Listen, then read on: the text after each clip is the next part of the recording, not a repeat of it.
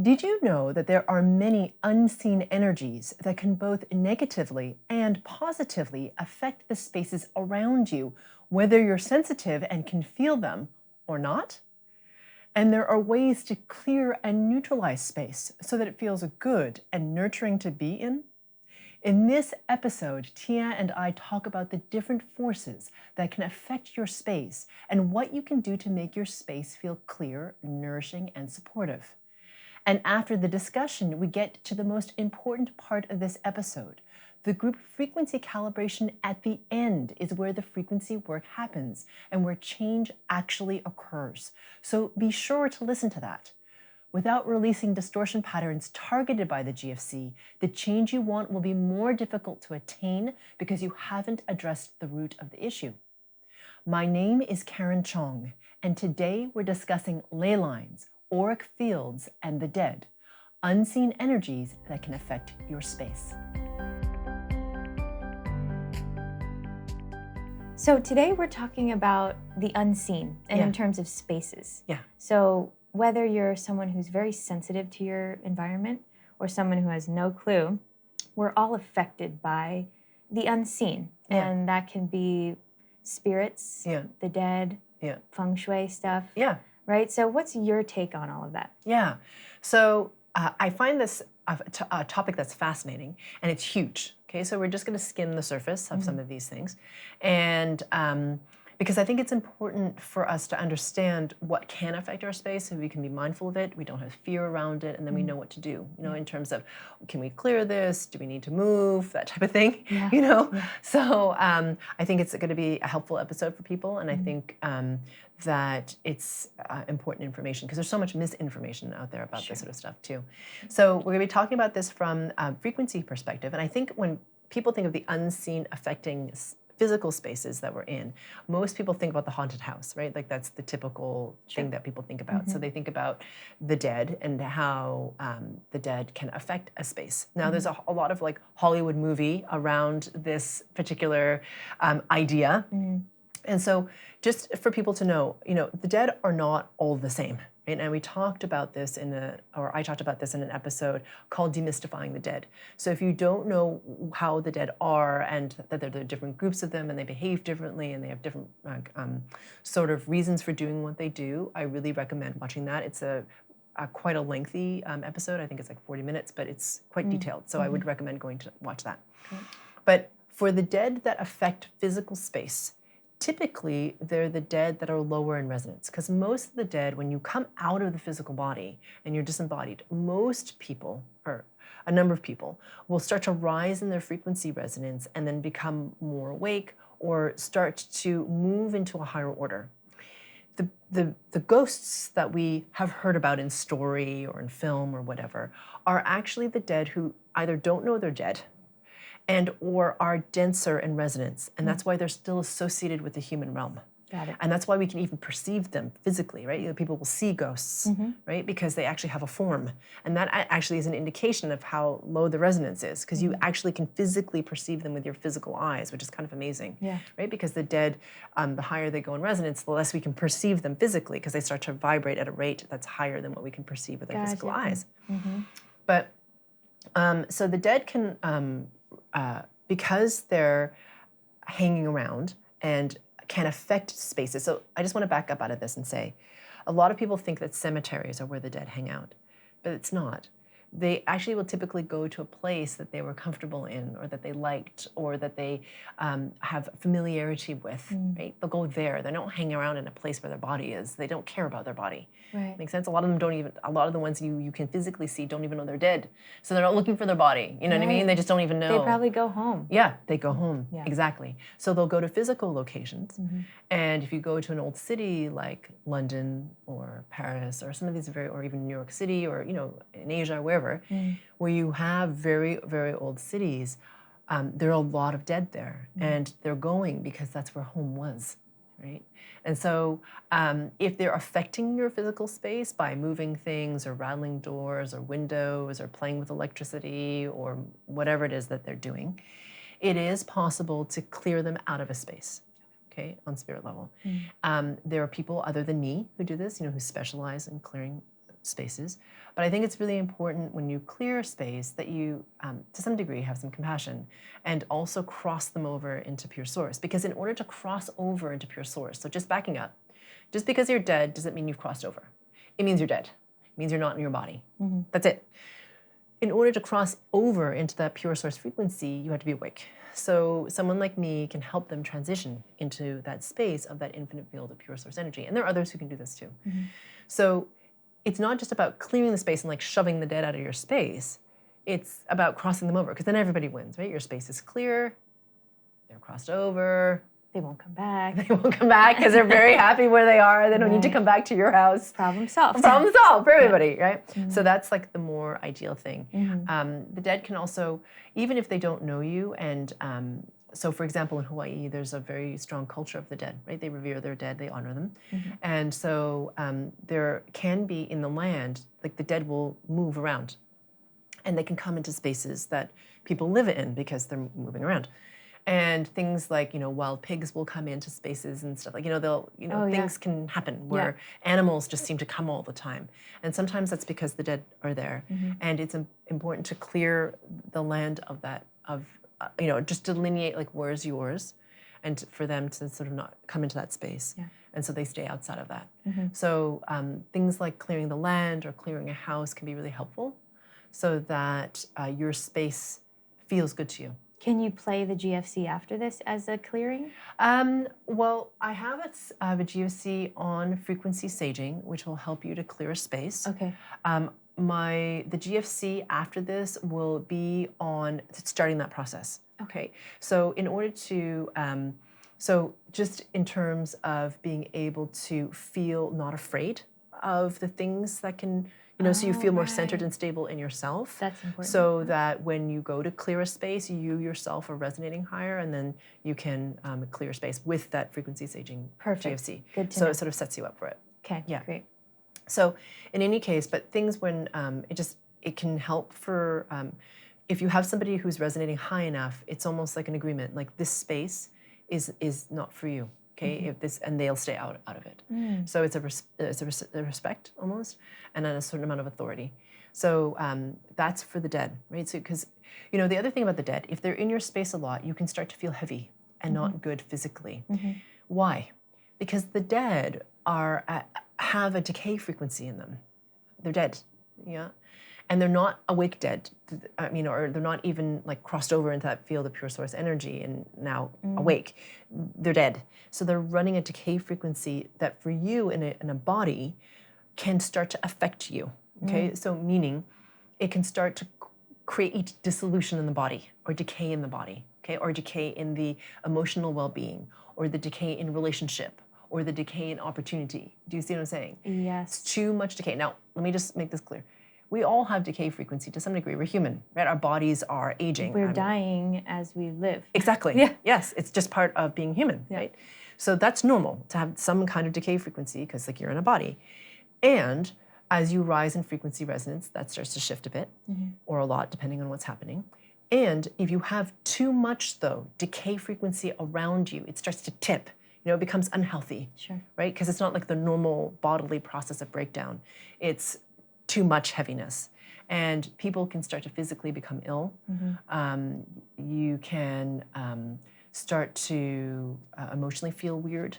All that sort of stuff can happen. And you don't really want that decay frequency around you. So it's best to like clear it out. Yeah. Okay, so that's helpful. Aside from the dead, I know you had mentioned in the past, like even things like unfinished projects can affect your space, right? Like, you have, even like, there's a lot of shows out there about like creating minimalism in your space and things like that. So that could be helpful. Marie Kondo or whatever. Organizing. So visually, like if we have a cluttered environment, it's a cluttered mind. Are you talking about things like that too?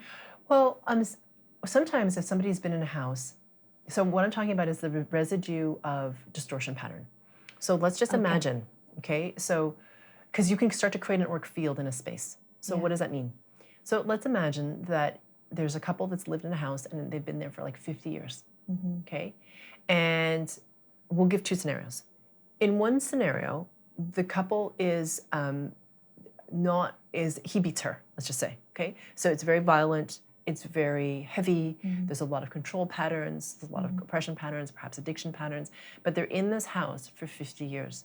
And as a result, they start to create like a mini auric field in that space. So you come into that space and it feels kind of weird and heavy and dark, and you don't know why. Yeah, It just feels not good. Right. Like if you're sensitive, you'll pick up on it. Yes. For example. And what you're picking up on is the little auric field that they created in that time because they kept repeating those patterns over and over and over again. So I said you can actually create a little bit of an auric field in that space. Let's say on the other hand, though, this couple is like really loving, okay? And they are happy together and they love their home and they're grateful and they take care of the land and there's a lot of love. They raise their family there. It's like, you know what I mean? Like it's the opposite. When you walk into that space, because that auric field is still being created. Feels good, it feels good. You're like, fresh. yeah, and it feels like warm and nurturing. Yes. And it's like, I really like this. Yes. Okay, that can impact space. Okay, so the auric field, depending on how long people were there, how strong those patterns were, can create something in the space that when you walk into it, you respond to. Okay, so you may start to feel better in it or worse in it, and it may not be immediate. It may like start to happen, you know, depending how long you're in that auric field. So that's important to be aware of. And so clearing your space with that frequency saging is actually important, because then what is frequency saging? To me, that's when you reset everything to zero. It's like space, nothing, zero, as opposed to with anything in it, good, bad, indifferent. It's just nothing. That means you set the auric field. When you're in there with your frequency resonance, it feels clean. You know, you've like walked into a clean space. You get to create whatever you want in it, right? It supports you in that way because it's like it's nothing, but it's not negative. You know, it's not bad. It's just like it's neutral. Neutral. Yeah, it's neutral. So you get to be however you want to be in that space. That's great. Yeah. Yeah, and so like we said in the very beginning, like if you're someone who's really sensitive and can notice, man, this space feels da-da-da. I don't know if it, you know, and you can name it, or you can't name it, you're still affected by it. Yeah. Right? Because you Absolutely. can have no idea about space or whatever, and you're like just in a bad mood every day. And like you can see the effect. Yes. And you may not know why, whereas some might be like, I think it's this space. Yeah, exactly. Because when they go to work, for example, they start to feel better. Right. And then they go at home and they start to dread it.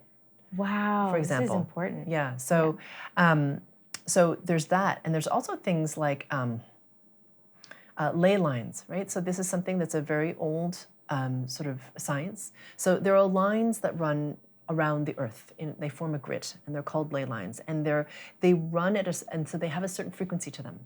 And in certain places, like you'll notice that it feels really good in that space because the ley lines are converging in a way that feels good.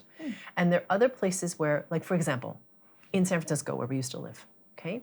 So generally speaking, that city's affluent, has culture, art, whatever, you know, that kind of thing.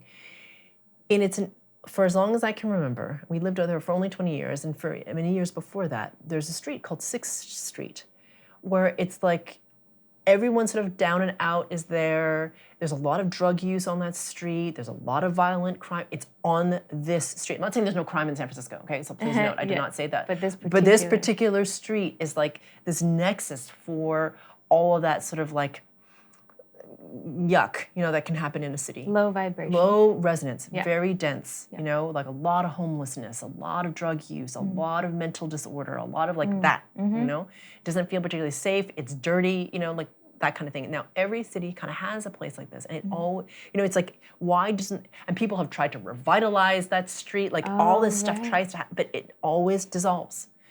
So there's a ley line that runs there, and it's actually where two converge. And therefore, in that space, it creates a dissonance, a low-level frequency resonance that attracts low-level frequency resonance. It has a field that creates this kind of thing, right? Like that kind of like heavy, dark, dense distortion, right? And it's just because, imagine, like if you even equate it to sound, right? Like if you have a sound that's like grating and horrible. Dissonance was a great word to describe. Yeah, it's like that, right? So things that are will be there. Exactly. Exactly. That makes sense. Exactly. And so the opposite's true. Maybe Sedona, I've never been, but I've heard like there's some magical areas it's there. And there are ley lines where it's interesting, you know, it's fascinating to me. A lot of churches are placed on powerful ley lines. It's very fascinating to me. Okay, so it's a lot of there's an interesting amount of control that can happen over ley lines because there's a lot of power Everybody in them. feels good. Yeah, You can and there's a lot swing. of power there. Power. Yeah, and so that's the thing with ley lines is that they can be very powerful, and a lot of not just churches but like old like ancient peoples would put their sacred places where ley lines. How do we know Good. where ley lines are? Yeah, so there are a lot of things where they'll map the ley lines. You can see them. There are people who specialize in ley lines and will help consult and like where to put your is this house like in a good position so and that it's, type of thing. it wouldn't be considered a woo-woo thing. It's a thing that No. can be measured. Yeah. So like people have interesting. been mapping this for a while. Okay. It's not like I'm pretty. I don't know if I'm the judge Like, of like maybe I what's shouldn't too word it woo-woo. But in any case, for me, like it's people have mapped this, right? Yeah, so this people is have mapped it, right? So it's quite known, and It's people. mappable. It's mappable, and there are people who know about them, and they specialize in where ley lines are, and there's a lot of science like around this, right? About mapping, about things like this, and. Speaking of science, I mean, like feng shui is also a form of science, right? It's like, because what is all of that? Ley lines and feng shui, it has to do with the qi, right? Like how is energy moving in this physical space? Yeah. And how does it affect it? Now, ley lines, to me, have to do with resonance, right? So when you're in a powerful ley line, it actually amplifies the power or whatever it is that's in that space. It's positive. It can also be negative, like in that bad part of town. Feng shui is about in your space, how does energy run? Now, this is kind of like your neck of the woods, right? Because all about Chinese medicine has to do with energy running clearly and well. Yeah? And feng shui is that science of like how, because it's not about, it's funny, when people think about traditional Chinese medicine, they think of it as like, herbs or maybe acupuncture. Sure. But it's all of it. I mean, the traditional Chinese, it was all about like, how does everything affect the energy flowing in that physical space? So whether it's your house, whether it's the earth, whether it's like the cosmos, it doesn't really matter. Yeah, we want qi to flow freely and more balanced. Yeah. Yeah, I know there's like some, 5-element feng shui as well, like pieces of wood, like, fire, earth, metal, water, and wood. You want to have aspects of all of that in your home. So they say. In certain areas. So it's kind of neat, like mirrors are like metal, have some mirrors, some like bowl of fruit would be like earth, flower. So all these little things you can add and just, it feels better, Yeah, and a lot of people will be like, feng shui is BS. I'm like, no, actually it works. I actually studied feng shui for a while. Oh, cool. Mm-hmm. And so some of it has become like a little bit weird, like a little bit commercialized and a little bit like, honestly, like, putting a flute somewhere or whatever, it's become a little bit odd. It's become, a little overly commercialized. But in terms of the base of feng shui, which has to do with like, again, how energy flows in a space and have it be balanced and feel good. So for example, there's a principle in feng shui where it's like if you have 3 doorways in a row, it can cause energy or qi to move too fast through those doorways. And so if you're in a room at the end of those 3 doorways, it can create a lot of feeling of jitteriness or urgency or relationships get tense because it's like too fast, right? The qi isn't like meandering like a stream slowly and like with flow, etc. It's like rocking down like a straight, rapid or something like this. So it's too fast. So if you can shift things with like a mirror or a crystal or something like this, it can, and what does crystal do? It amplifies, right? And it actually will take it's fascinating. Crystals to me are fascinating. They can do so many things. They can start to disperse energy, right? So it doesn't feel so hard and fast. It can make it start to feel softer. Yeah. So now, what I would say about feng shui is that it depends on who's doing it. Right? It's always about the practitioner. It's just like anything, right? An acupuncturist, a doctor, a healer, a musician. It doesn't matter what the art is. If their energy or intention is skewed. It would affect. Yes, space, and not just their energy, but their frequency resonance. So how high their frequency resonance is absolutely will affect their ability to help you alter your space in a way that feels good to you. Because it's not just about like mental knowing. Right? It's the combination of art and science, right? Just like what you do. It's not just like, okay, well, she's describing these symptoms, X, Y, Z, therefore I follow this formula. Not at all. Then your treatment feels dead. Yeah, exactly, because it's alive. Yeah. Because qi is moving. So to me, feng shui is is an art as well as a science. And so how high resonating your practitioner is will have a very big influence on how your space will feel as they start to shift it for you. That's my feeling anyway. That's good. That's helpful. So thank you. We went over a few, the ley lines, the dead, feng shui. Yeah. And, you know, we may end up doing another episode to dive deeper into certain topics. Yeah, and this is good. Yeah, and the one thing I also wanted to mention is there are spaces on the earth, and I don't know why this is, and houses sometimes are maybe erroneously put on them, that are portals. And portals will open you into different realms. Not all realms are desirable, right? Some realms are darker than others. And things can come in that aren't great from other realms.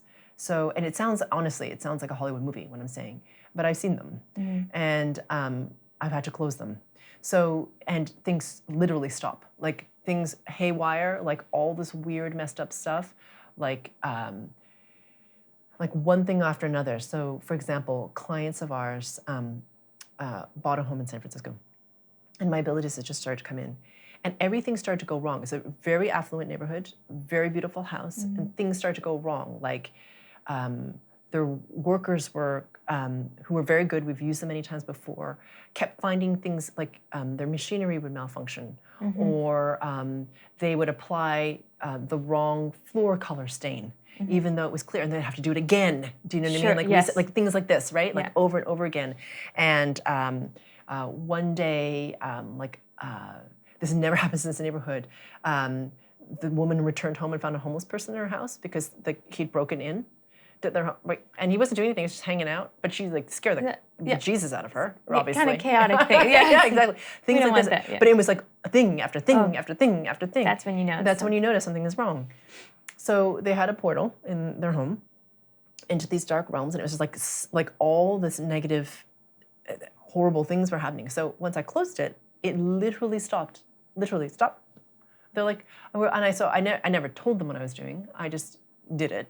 Yeah. And then later I was like, hey, how is your house now? Like, you used to have all that chaos. She's like, yeah, I don't know. That was just like a really weird period, but now everything's great. I love it. You're like, weird period.